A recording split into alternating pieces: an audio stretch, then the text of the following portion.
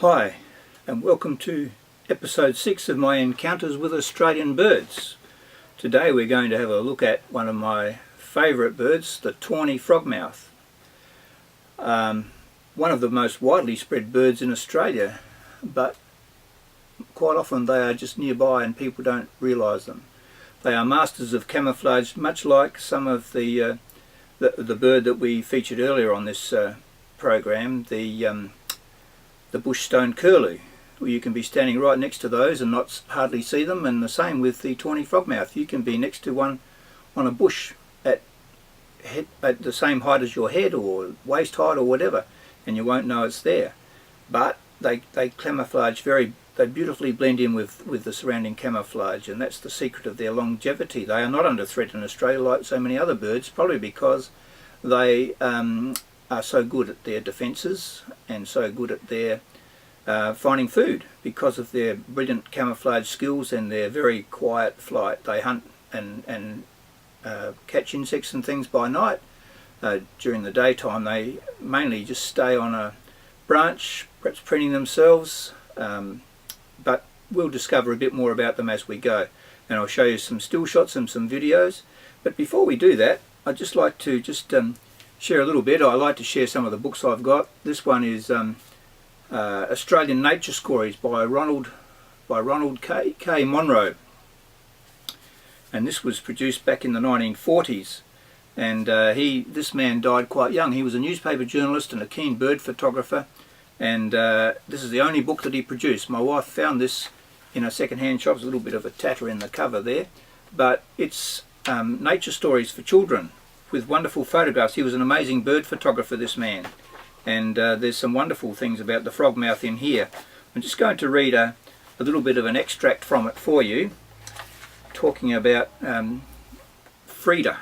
He gives names to all these people and treats them like human beings, and puts these stories very scientifically correct, but in the hands of children so they can understand all about wildlife. I'll just start here somewhere. Just as dawn was painting the eastern sky, Frida settled upon the eggs for another day, while Freddie, that was her mate, after an affectionate nod or two, flew off to his daytime perch. Early in the afternoon, Frida was dozing contentedly. The warm sunlight filtering through the canopy of green leaves overhead was making her feel languid, when she was suddenly awakened by a quiver that passed through the limb on which the nest was built. Looking along it toward the trunk of the tree, she was frightened almost to death as she saw a big wild cat walking out towards her. She quickly regained her presence of mind and decided to try her usual trick of camouflage. Squatting flat on the nest, she stretched her head upwards and slightly opened her beak. There was little to distinguish her from the limb on which she was sitting. The disguise was perfect, and maybe the cat did not see her, but it came on and on until Frida could hold the pose no longer. Opening wide her big yellow eyes, she looked straight at the cat without displaying the slightest fear. The cat stopped and looked puzzled. Then, just at the right moment, when Frida had the intruder wondering, she lurched forward and opened wide her frightening beak, emitting a loud and vicious hiss. She was indeed a fearsome-looking creature. It was too much for the cat, which turned tail and fled along the limb and down the tree to the ground, where it made off into the bush without looking back. Her big bluff had worked, and she settled down contentedly to await Freddie's arrival so that she could tell him of her exciting event. So I would highly recommend this book by Ronald.K Monroe. If you can find it in second-hand bookshops around the place, I'd suggest you get hold of it. It's long been out of print, and I have written about his photography and his work on my blog, and I'll put a link in the preamble to this on my YouTube channel about where you can read about some more about Ronald.K Monroe. There are about three kinds of frogmouths in Australia. The tawny frogmouth is the most common and the most widespread. They are also found in other areas in Papua New Guinea, I think, and in some of the islands. And there is a similar bird that is found, I was just reading about it a minute ago, in the West Indies and from western Mexico to Uruguay, and that is called the common potoo, P-O-T-O-O, which my encyclopedia says that, what does it say? Roughly the same size as the frogmouth, the potoo has similar grey streaked plumage. It too is found in wooded environments, relying on its plumage for camouflage. Its smaller bill has a sharper hook, but the same protective bristles above it as the frogmouth's. Both birds catch insects on the wing, but the larger bill of the frogmouth enables it to take up larger prey. Like the frogmouth, the potoo roosts during the day. Excuse me. The potoo roosts during the day, perched motionless on a branch. Unlike the frogmouth, though, it never lands on the ground. There are also other birds in Australia that would seem to be related to the frogmouth. They certainly look alike. There's the nightjars, and they are found in other countries as well, and the owlet nightjar, which is a smaller, seemingly a smaller version of the frogmouth, but doesn't have the same habits, but a bird of the night once again, and I have seen them in the wild as well. So sit back and enjoy this journey. You'll see some video and a lot of still shots. I've taken a lot of still shots of frogmouths. Surprisingly, some of the first times I've ever actually seen them in the wild was out when I was doing wedding photography. And one flew over one day. They don't fly in the daytime very much. When I was taking some shots of the groom and his groomsmen before the wedding in an outdoor setting, and one flew over, and I thought, wow, that's unusual. And then another wedding, my assistant pointed one out. He could see one sitting up in a tree. So they are around it quite a bit, but you've got to look for them. So sit back and enjoy the tawny frogmouth, and have a look at a little bit of video that leads into one of my encounters with the frogmouth, a little bit in a zoo type place as well, at the Coabram Flora and Fauna Park, and also some shots taken in the Margaret Dowling Park near Paringa, near Renmark in South Australia. So thanks for watching once again, and enjoy the tawny frogmouth. Thank you.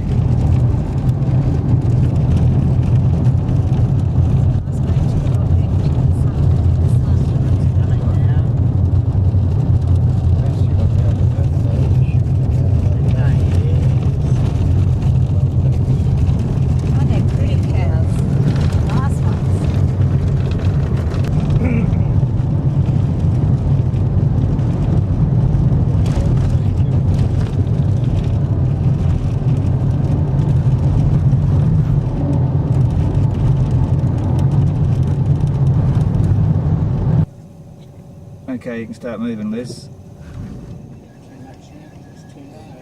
he's just going to sit. It's coming. Come and have a look. So funny things. What are those people? It's fantastic. You going again? Move, mate, move. He wastes too much film if he doesn't move. There he's on now. That'll do. Another look. Look at that. This shows you what the Darling River looks like immediately below where the Bindara station is. It's a beautiful stretch of country and river, and this was the terrain or the area where we had our encounter with the tawny frogmouth.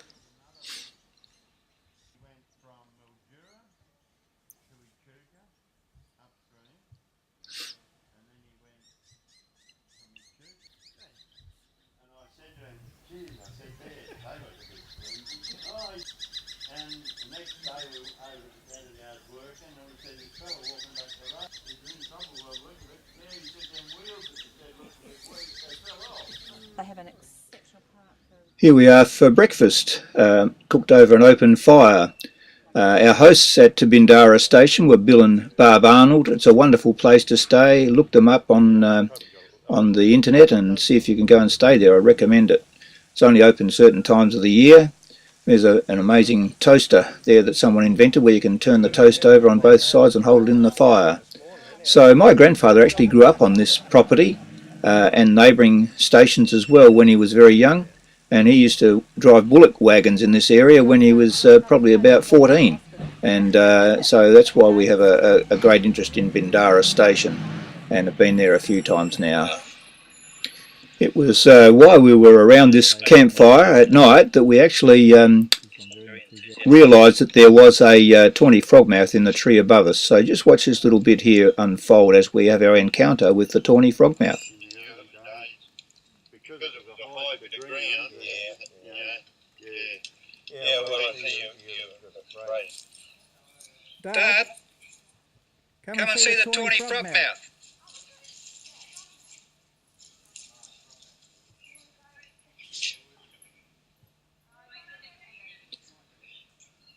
We were just using a flashlight to illuminate the bird, and I know this is not David Attenborough quality footage, but nonetheless it's our encounter with the tawny frogmouth.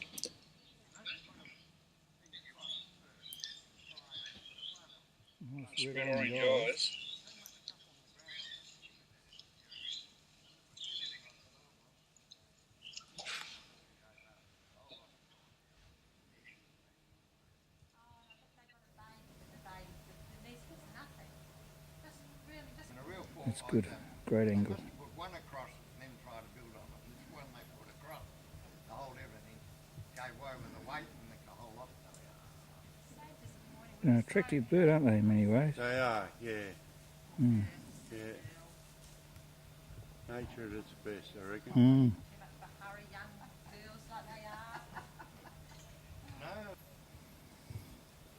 Doesn't like it, does he? No, he's a bit, he's wondering what's going on. Can you just keep it shining on his eyes? Yep, thanks. What you doing? Come on. Go for a fly. You want him to fly? You reckon you can get him to fly?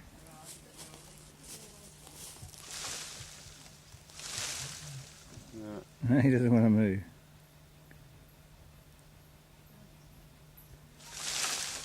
No, that just makes him. Yeah.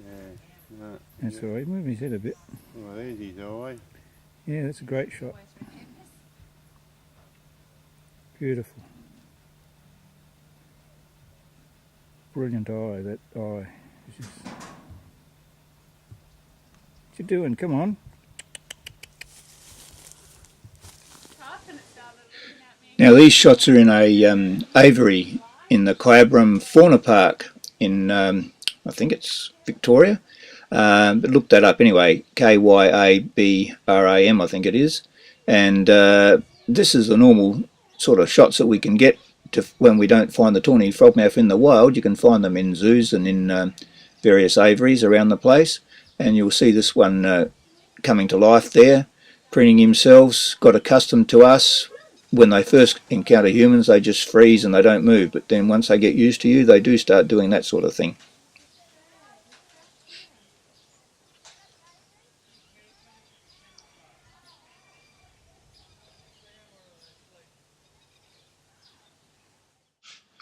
These next shots are taken in late afternoon on my in-laws' property at Renmark, and it shows you how they camouflage themselves so well, and if you didn't know they were there, they're very hard to spot.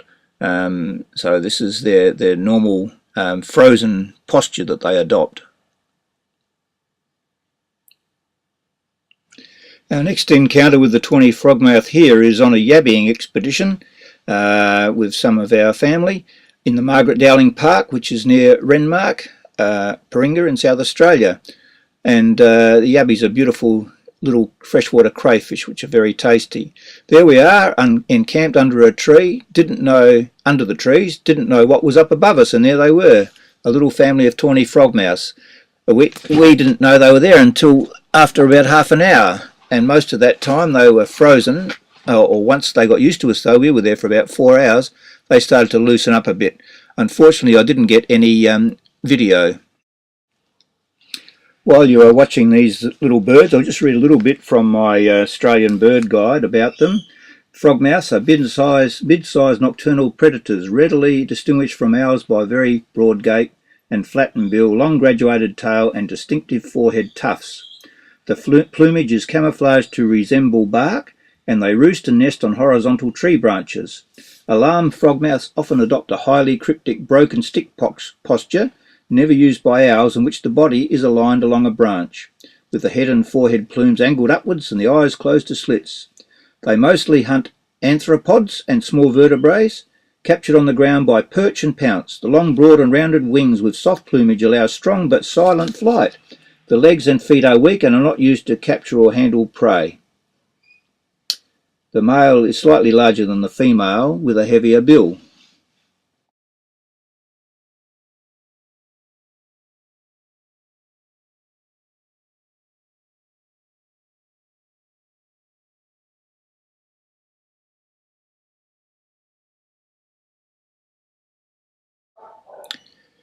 You can see that the longer we were there, the more animated they became and used to our presence, and they were busily preening themselves and looking around and yawning and doing whatever tawny frogmouths do when there's no other humans around, someone to threaten them.